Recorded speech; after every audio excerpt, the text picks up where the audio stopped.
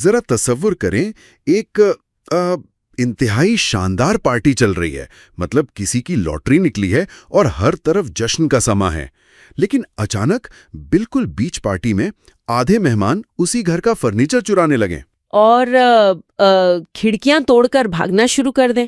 مطلب یہ منظر جتنا حیران خیز ہے نا، آج پاکستان سٹاک ایکسچینج میں ایگزیکٹلی یہی کچھ دیکھنے کو ملا ہے۔ بالکل، میرا مطلب ہے دن کا آغاز تو ایسے ہوا جیسے واقعی کوئی بہت بڑی لاٹری لگ گئی ہو۔ مارکیٹ کھلتے ہی انڈیکس میں 13,000 سے زیادہ پوائنٹس کا ایک زبردست اضافہ ہوا اور ہم نے 1,69,686 یعنی 169,686 کا انٹراڈے ہائی چھو لیا۔ لیکن وہ جو جشن تھا نا، وہ بہت تیزی سے ایک ڈراونے خواب میں تبدیل ہو گیا۔ مطلب 1,69,000 کی اس شاندار بلندی سے مارکیٹ اچانک لڑکھڑائی اور پھر پینک سیلنگ کا ایک ایسا ریلا آیا جس نے سب کچھ بہا دیا۔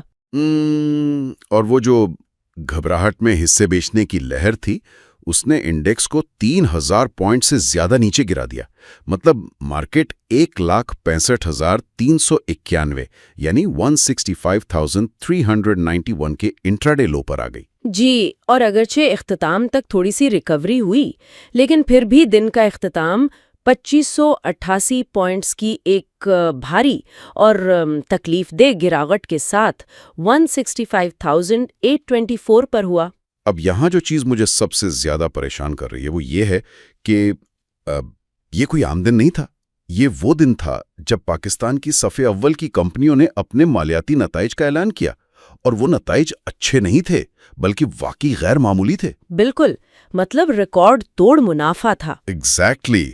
میں بورڈ دیکھ رہا تھا اور مجھے سمجھ نہیں آ رہا تھا کہ جس کمپنی نے اتنا زبردست منافع کمایا ہے اس کا شیئر زمین پر کیوں گر رہا ہے۔ مطلب اس صورتحال کو آپ کس طرح دیکھتی ہیں؟ آخر یہ گھبراہٹ کس بات کی تھی؟ سیل آن نیوز آج اس محاورے کا بالکل عملی اور بے رحم مظاہرہ ہوا۔ یعنی سرمایہ کاروں نے پہلے سے ہی خریداری کر رکھی تھی۔ بالکل، ہوتا دراصل یہ ہے کہ ادارہ جاتی سرمایہ کار، جنہیں ہم سمارٹ منی کہتے ہیں، وہ مہینوں پہلے سے ان نتائج کی پیشگوئی کر کے نچلی سطح پر شیئرز اکٹھے کر لیتے ہیں۔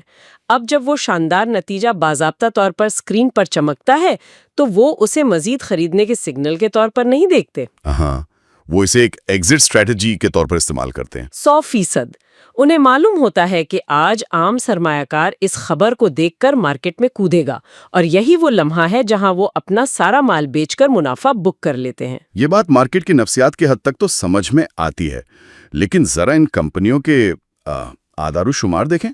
ہم کوئی معمولی اضافے کی بات نہیں کر رہے۔ مثال کے طور پر پاکستان اسٹیٹ آئل یعنی PSO کو ہی لے لیں۔ ان کے نمبرز تو واقعی حیران کن تھے۔ بالکل، ان کا 9 ماہ کا منافع پچھلے سال کے مقابلے میں 4 گنا بڑھ گیا ہے۔ 11 ارب سے سیدھا 40 ارب روپے کا ہنسا عبور کر لیا ہے۔ یہ ایک زبردست مالیاتی کارکردگی ہے، لیکن اس کے باوجود اس اکیلے سٹاک میں اتنی بڑی کریکشن آئی کہ اس نے انڈیکس سے 136 پوائنٹس اڑا دیے۔ کیا صرف پروفٹ ٹیکنگ اتنی بڑی گراوٹ لا سکتی ہے؟ دیکھیں، یہاں ہمیں صرف PSO کے منافع کو نہیں بلکہ مارکیٹ میں موجود کیش کے بہاؤ یعنی لیکوڈیٹی کو بھی دیکھنا ہوگا۔ جب کوئی بڑا ادارہ PSO کے لاکھوں شیئرز ایک ساتھ بیچنے کے لیے پیش کرتا ہے تو خریداروں کی وہ تعداد موجود نہیں ہوتی جو اتنے بڑے حجم کو فوراً اسی قیمت پر جذب کر سکے۔ صحیح، یعنی سپلائی اچانک ڈیمانڈ سے کئی گنا بڑھ جاتی ہے۔ جی بالکل، اور اسی وجہ سے قیمت دھڑام سے نیچے آ گرتی ہے۔ اور مزے کی بات یہ ہے کہ یہ صرف PSO کے ساتھ نہیں ہوا۔ آپ کسی بھی سیکٹر کو اٹھا کے دیکھ لیں، آج سب کی کہانی یہی تھی۔ ہاں، اور میں ان کمپنیوں کا ذکر ضرور کرنا چاہوں گا کیونکہ یہ جاننا ضروری ہے کہ کس سطح کا منافع مارکیٹ میں رپورٹ ہوا۔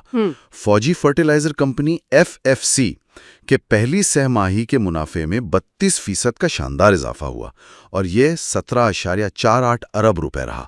اس کے باوجود اسٹاک نے 96 پوائنٹس کی کمی کی۔ بالکل، اور مغل اسٹیل کو دیکھیں، ان کا 9 ماہ کا منافع 412 ملین روپے سے چھلانگ لگا کر 1.88 ارب روپے تک پہنچ گئے۔ یہ 4 گنا سے بھی زیادہ کا اضافہ ہے۔ اور اٹک پیٹرولیم APL का मुनाफा भी तो तकरीबन दोगुना हो गया ना। मतलब 7.70 अरब रुपए से 14.76 अरब रुपए हो गया। जी, और बात सिर्फ स्टील या एनर्जी तक महदूद नहीं रही। आप टेक्नोलॉजी और मोबाइल सेक्टर में एयरलिंक कम्युनिकेशन को देखें, जिसने 28% इजाफे के साथ 2.85 अरब से बढ़कर 3.65 अरब रुपए का मुनाफा रिकॉर्ड किया। और फार्मास्यूटिकल सेक्टर में हाइनून लेबोरेटरीज का भी पहली सहमाही के मुनाफे में 10% इजाफा हुआ, 954 मिलियन से बढ़कर 1.05 अरब रुपए रहा। मतलब हर तरफ नंबर्स तो बहुत शानदार थे। सरमायाकार ये नहीं देखता कि कंपनी क्या बनाती है या उसका मुनाफा कितना है, वो बस ये देखता है कि स्क्रीन लाल हो रही है और उसे अपना पैसा बचाकर निकलना है। मैं आपसे थोड़ा सा इख्तलाफ करूंगा, या कम से कम एक सवाल उठाऊंगा।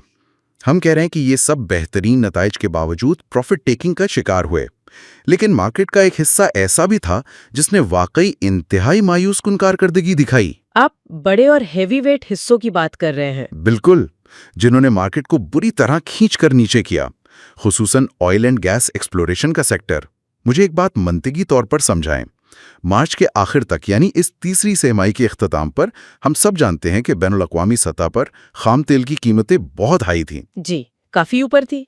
तो पूरी मार्केट ये तवक्को लगाए बैठी थी कि OGDCL और पाकिस्तान पेट्रोलियम यानी PPL के तो बम्पर प्रॉफिट्स आएंगे, मगर ऐसा बिल्कुल नहीं हुआ। क्यों? ये एक बेहतरीन और बहुत तकनीकी सवाल है।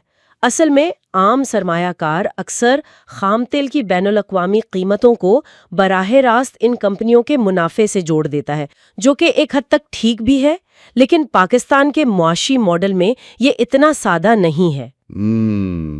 मतलब रेवेन्यू तो बढ़ता है, लेकिन बिल्कुल, रेवेन्यू बढ़ता है, लेकिन नीचे आते आते खालिस मुनाफा या बॉटम लाइन प्रॉफिट तक कई चीजें इस रकम को खा जाती हैं। सबसे बड़ी बीमारी तो गर्दिशी कर्जा यानी सर्कुलर डेट है।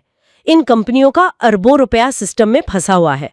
ये कागजों पर तो तेल बेच रहे हैं, लेकिन इन्हें कैश नहीं मिल रहा। ओह सही, तो कैश फ्लो का मसला है। जी, और उसके अलावा एक्सप्लोरेशन की भारी लागत है, टैक्सेशन है और रुपए की कदर में तब्दीली जैसे अवामिल भी हैं।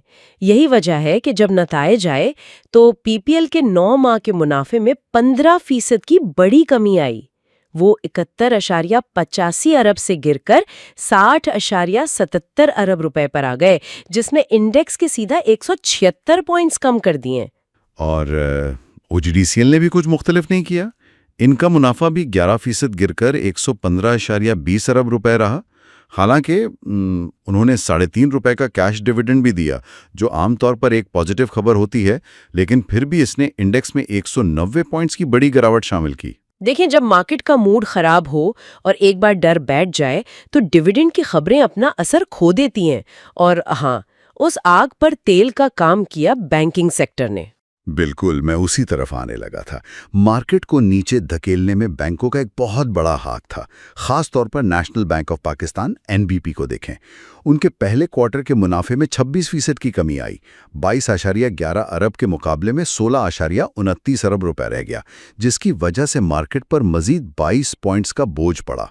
जी, अगर मार्केट का मजमूई डेटा देखें तो सूरत हाल वाकई मायूस कुन थी। 100 इंडेक्स की 78 कंपनियों के हिस्से गिरे, जबकि सिर्फ 22 कंपनियों में इजाफा देखा गया। और वॉल्यूम भी तो गिरा है ना। आज 1.26 अरब शेयर्स का कारोबार हुआ, जबकि गुज़श्ता रोज ये 1.41 अरब था। लेकिन सौदों की तादाद यानी ट्रेड्स का हुजम 458,896 से बढ़कर 528,565 हो गया। ये बढ़ती हुई ट्रेड्स इसी अफरा-तफरी को जाहिर करती हैं कि सब निकलना चाह रहे थे। बिल्कुल, लेकिन मार्केट कभी भी 100% एक रुख पर नहीं चलती। इस शदीद फरोख्ती बावजूद एक सेक्टर ऐसा था जिसने कमाल की मुज़ाहमत दिखाई। आप सीमेंट सेक्टर की बात कर रही हैं, क्योंकि मैंने भी नोट किया कि DG खान सीमेंट और फौजी सीमेंट ने हैरत अंगेज तौर पर इस दबाव को बर्दाश्त किया। जी हाँ, लेकिन जिस कंपनी ने सबसे ज्यादा मुतासिर किया वो चराट सीमेंट CHCC थी। उनके नताइज खास तौर पर आउटस्टैंडिंग रहे और सबसे बड़ी बात, उन्होंने 4% शेयर्स बायबैक करने का ऐलान किया। ये बायबैक मार्केट में कितना बड़ा सिग्नल होता है, जरा इस पर रोशनी डालेंगी? ये एक इंतहाई ताकतवर सिग्नल है। इसका मतलब है कि कंपनी की इंतजामिया खुद ये समझती है कि उनके शेयर की कीमत मार्केट में बहुत अंडर वैल्यूड है। اور ان کے پاس اتنا کیش موجود ہے کہ وہ اسے مارکیٹ سے خود واپس خرید لیں۔ اس سے انویسٹرز کو ایک زبردست حوصلہ ملتا ہے۔ صحیح۔ اور اس کے علاوہ چراٹ سیمنٹ مائننگ سیکٹر میں ایک جوائنٹ وینچر کے ذریعے بھی قدم رکھ رہی ہے جو ان کے گروتھ پلانز کو ظاہر کرتا ہے۔ اور صرف سیمنٹ ہی نہیں، میں نے دیکھا کہ ملٹ ٹریکٹرز اور سوئی ناردرن یعنی SNGPL کے نتائج بھی مستحکم رہے اور انہوں نے بھی اپنی جگہ بنائے رکھی۔ بالکل، یہ وہ کمپنیاں ہیں جن کے فنڈامنٹلز اتنے مضبوط تھے کہ مارکیٹ کا وقتی پینک انہیں زیادہ دیر تک دبا نہیں سکا۔ لیکن اگر ہم ان اندرونی نتائج سے تھوڑا باہر نکلیں تو کچھ بڑے اسٹرکچرل اور بیرونی عوامل ہیں جو اس وقت مارکیٹ میں یہ گھبراہٹ پیدا کر رہے ہیں۔ تو اب ہم ان ساختی اور بیرونی عوامل کی طرف آتے ہیں۔ ایک طرف تو جیو پالیٹکس ہے، امریکہ اور ایران کے درمیان جو کشیدگی جاری ہے اور خام تیل کی قیمتوں میں کمی کے کوئی آثار نظر نہیں آ رہے ہیں، اس نے ظاہر ہے فرسٹریشن بڑھائی ہے۔ جی، عالمی خبروں کا اپنا ایک وزن ہوتا ہے۔ اگر اس محاذ پر کوئی پازیٹیو ٹریگر آئے تو مارکیٹ فوری بحال ہو سکتی ہے، لیکن یقین جانیں آج کی اس بھگدڑ کی اصل اور فوری وجہ ہماری اپنی مارکیٹ کے اندر موجود تھی، اور وہ ہے ٹائمنگ۔ آپ کا مطلب ہے طویل ویکینڈ اور بروکر سیگریگیشن؟ ایگزیکٹلی۔